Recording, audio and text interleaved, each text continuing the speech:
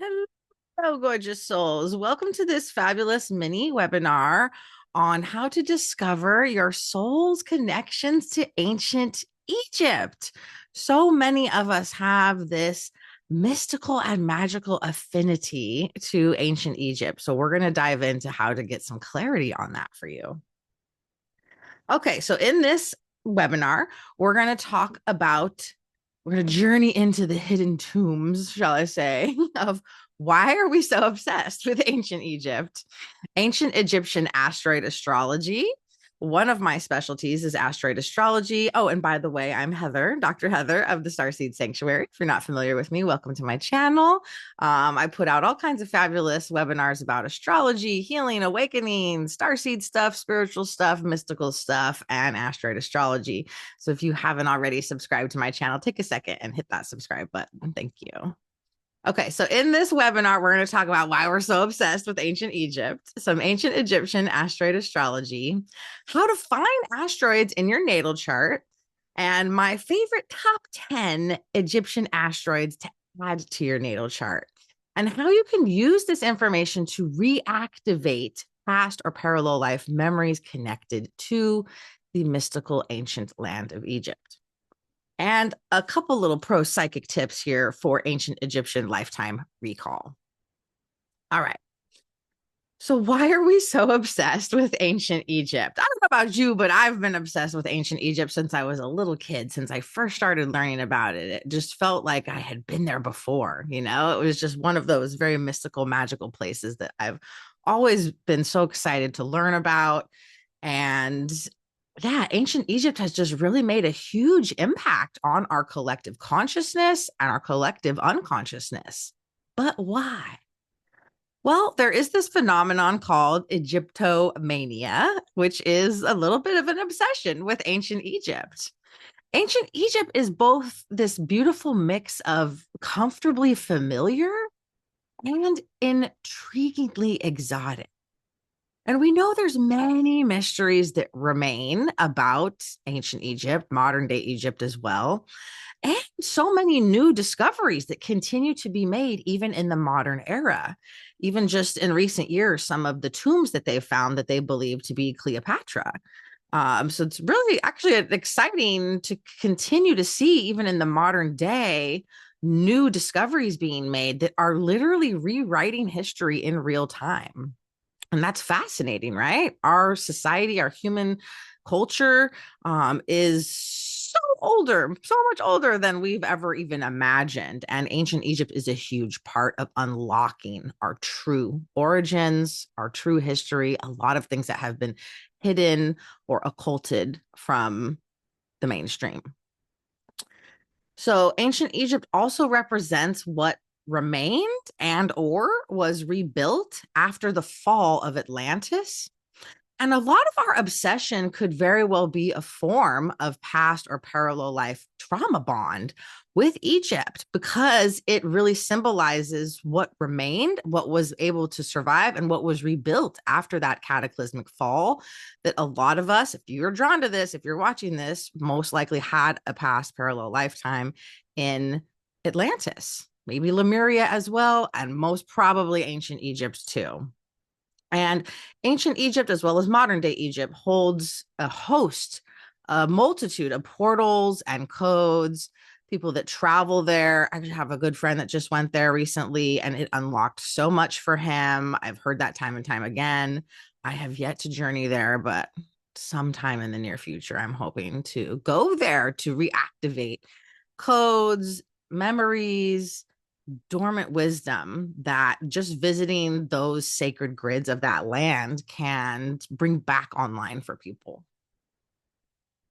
Okay, so Egyptian asteroid astrology. So, working with ancient Egyptian asteroid astrology has really made a profound impact on many of my clients' lives, myself, and others. And so, utilizing certain Egyptian asteroids in your natal astrology chart can really unlock a lot of powerful insights, awaken dormant soul codes, memories, gifts, and provide you with a deeper understanding of your past parallel lives.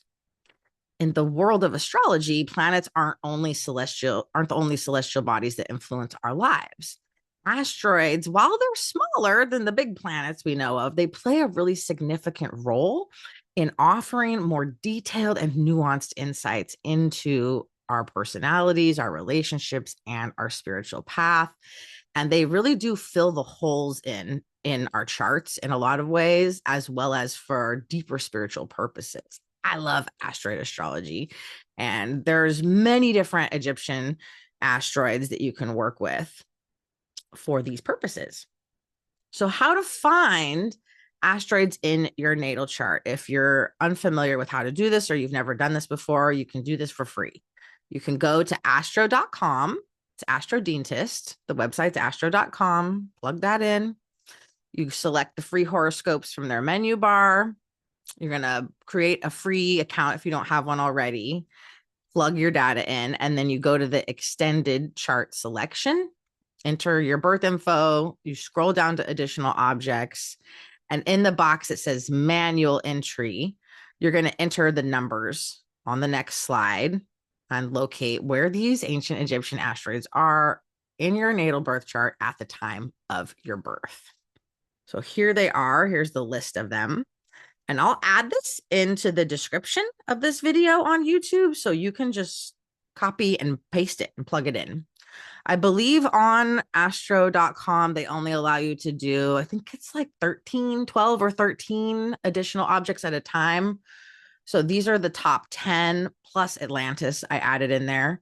The Sphinx, which is 896.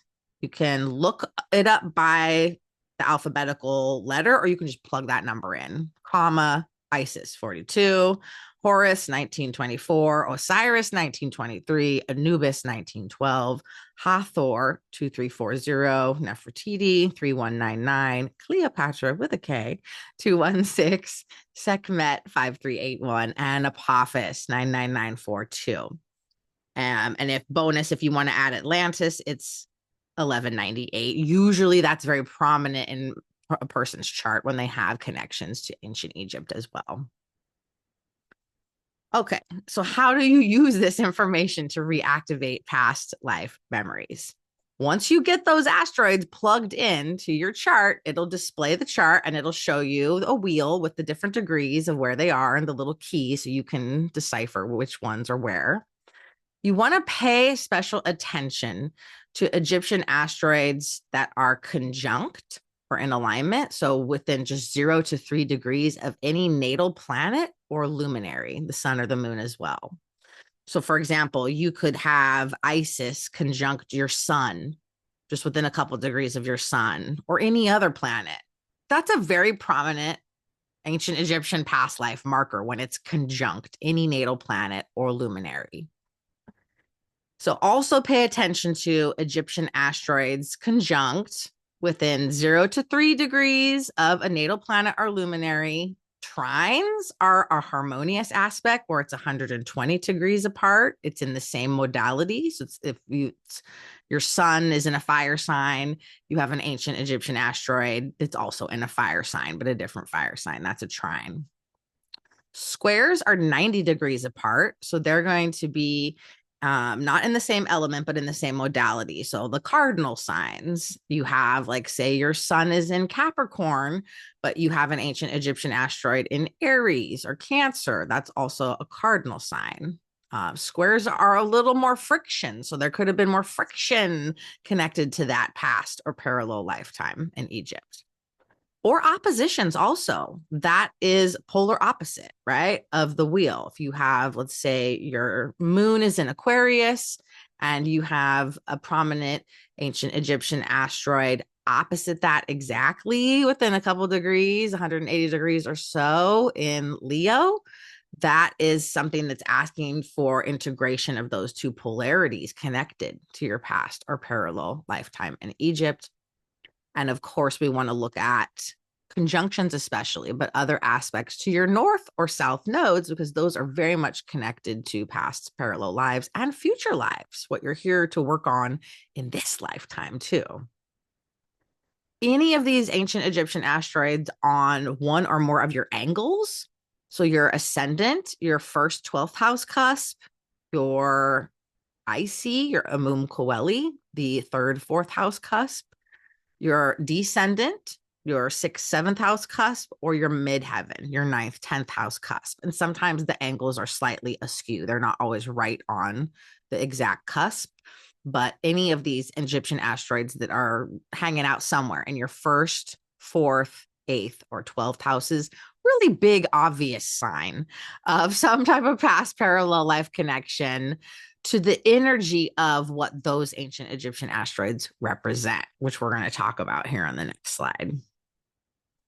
So when you have any one of these, you're probably going to have these, at least a couple of these are popping off in certain areas of your chart that really are asking for your attention.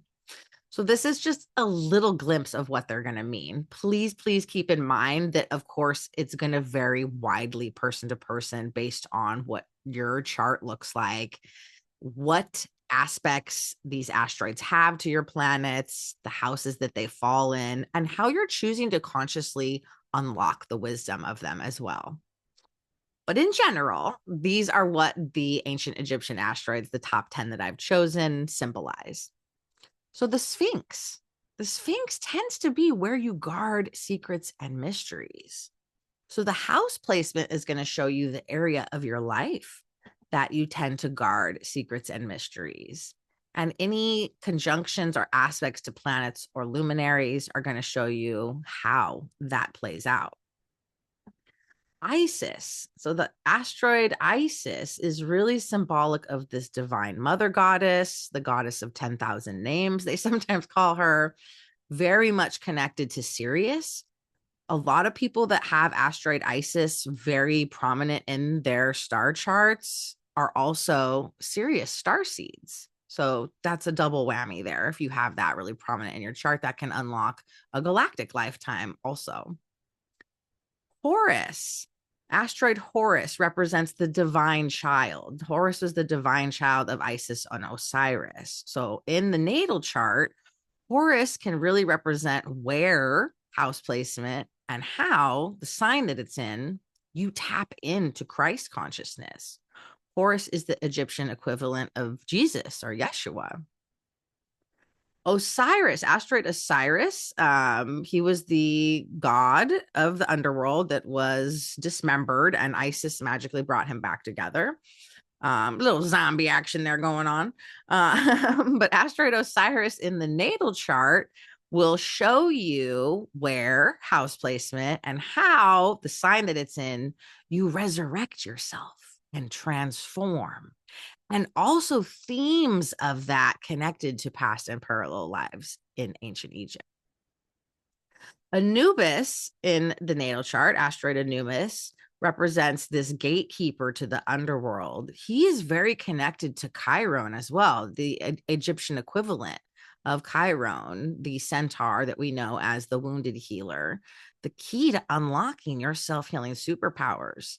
This can also really show you where and how you were wounded in a past or parallel lifetime connected to Egypt, and the healing gifts that you have connected to that lifetime, that once you heal and move through some of that pain, you can help others with as well. So that's a very powerful one to look at, Anubis. They all are. Next, we have asteroid Hathor. Hathor was Ra's daughter, connected to the gift of sight and clairvoyance.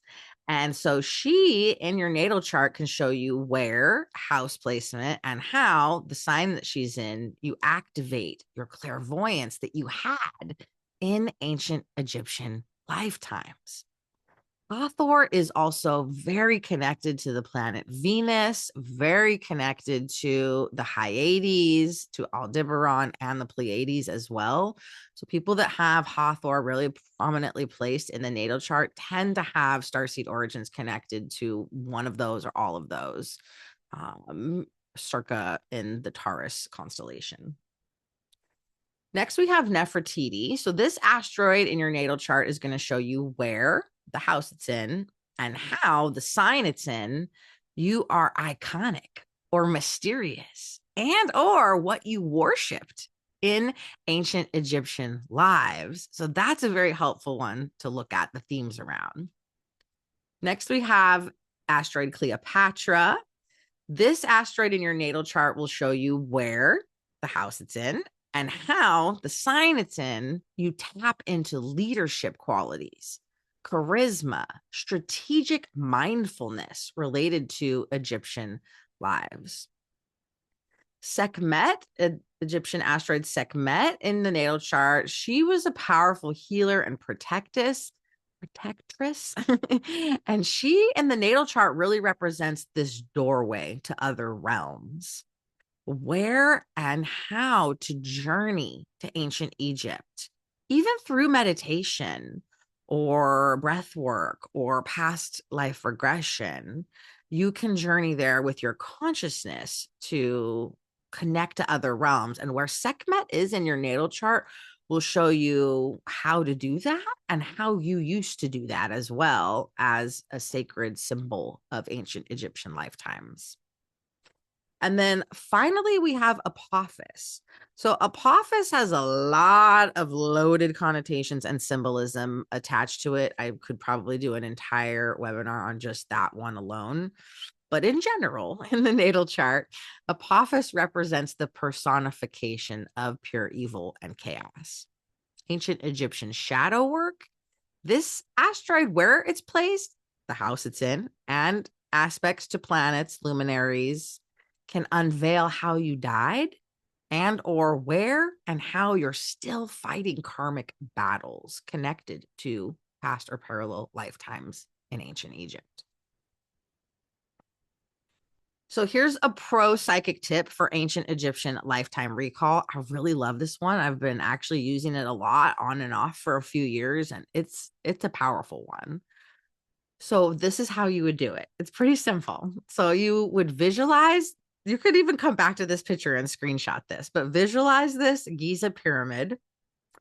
The Sphinx you could have in your visualization in your mind's eye, or maybe you're looking at a picture of it. And the Ankh. I have the Ankh symbol right here. And the Ankh symbol in your pineal gland right here in your third eye area. So visualize the pyramid. You might also include the Sphinx in there. Visualize the Ankh kind of just right connected to the third eye in your pineal gland. And request your higher self for the necessary info before going to sleep. You visualize this when you're falling asleep, you may be able to get the accurate past parallel life recall connected to ancient Egyptian lifetimes as vivid dreams. So keep a pen and paper near your bed and jot down any dreams that come through when you do this. It's a really powerful one. You could also do this during meditation. You don't have to necessarily do it just before sleep, but this really unlocks a lot of magical, mystical memories for people. And anking is something that I didn't really cover too much in this webinar, but it's something you also might want to look into. I'll link a couple of resources in the description. Anking is a process of circulating your kundalini, your vital life force energy through your body, just like this, upward through your spine, up and out, back and around, and back down. You follow the symbol, right? The geometric shape of the Ankh to do that. You're anking your sexual energy. A lot of people do this as an ancient Egyptian tantric practice for connecting with their partner, for sacred sex, sacred spirituality, or just on their own for spiritual work. So the Ankh is another one that holds a lot of really powerful mysteries. It's a beautiful symbol that you can work with to connect a little bit more with ancient Egyptian lifetimes. Okay, you guys, that's it. I was short and sweet. I hope you like this. Please let me know if you have questions below and let me know where some of your ancient Egyptian asteroids are popping up in your natal chart. I'd love to hear from you. And if you're interested in diving even deeper, you can book a reading with me. I'll link my booking link below. I love doing these readings for people. There's so much that comes through. It's just such a magical process. So please feel free to comment below, like, share, save, all the things. And thank you guys so much for watching. I'll see you in the next one.